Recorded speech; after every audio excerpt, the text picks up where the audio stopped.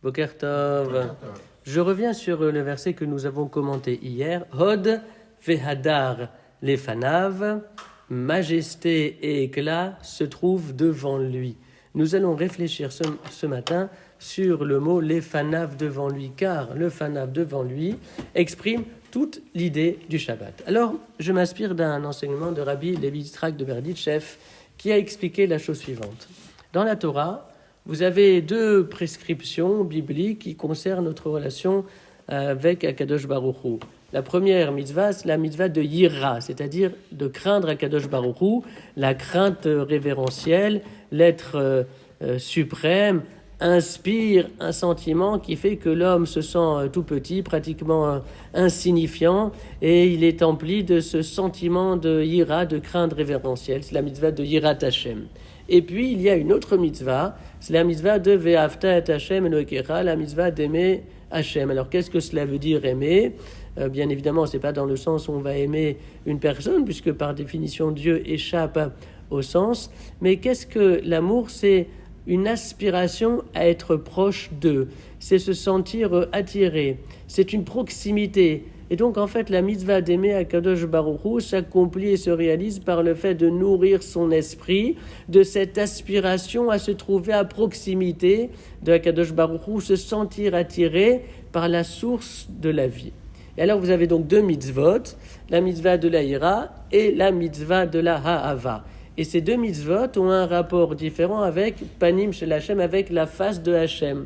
Car nous dit Rabbi Levi Yitzhak de Berditchev, lorsque l'être humain est empli de crainte vis-à-vis de Akadosh Baruch Hu, alors il n'ose pas regarder Hashem en face. Ce n'est pas possible.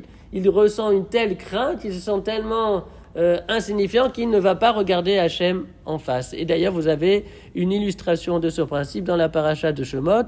Au moment de l'épisode du buisson ardent où Akadosh Baruch Hu se dévoile à Moshe, et le texte dit Vayaster Moshe panav, et Moshe a dissimulé sa face, qui yaré mais habite el Elohim, parce qu'il craignait de contempler la divinité.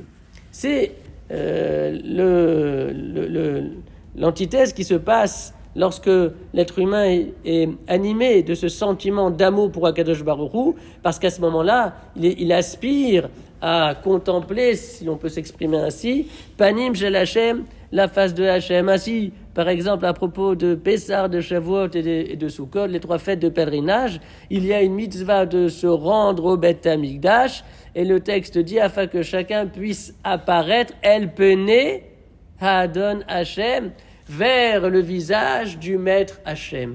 Et d'ailleurs, entre parenthèses, on comprend de cette manière que Rosh Hashanah et Yom Kippour sont des Yamim Noraïm, c'est-à-dire des jours où le vécu spirituel est particulièrement orienté vers la Yirat Hashem, et que Rosh Hashanah et Kippour ne sont pas des fêtes de pèlerinage. On n'a pas à monter au Beth Amikdash afin d'apparaître El Pene Adon Hashem, face au visage de Hashem, puisque justement le vécu principal de ces jours-là, c'est la Yirat Hashem. Et alors, au jour du Shabbat, il y a une insistance particulière à l'Efanav, à se trouver devant Akadosh Baruch Hu. L'Efanav, Hod Ve'adar l'Efanav, splendeur et éclat devant lui. Et puis vous avez dès le deuxième verset de la Kabbalah de Shabbat, l'expression de cette idée, puisqu'il est dit Nekadema Fanav, précédons, devançons sa face. Autrement dit, le jour du Shabbat, c'est un jour où va s'exprimer le panim el panim, le face à face. Autant dire que durant le temps de la semaine, c'est plutôt le vécu de la ira qui s'impose de manière spontanée. Autant le jour du Shabbat, le vécu spirituel qui s'accomplit dans les cœurs et les esprits de chacun est tourné vers Ahavat Hashem, vers l'amour que l'on doit porter vis-à-vis de Akadosh Baruch Hu, et cette aspiration à se retrouver face à lui, devant son panim.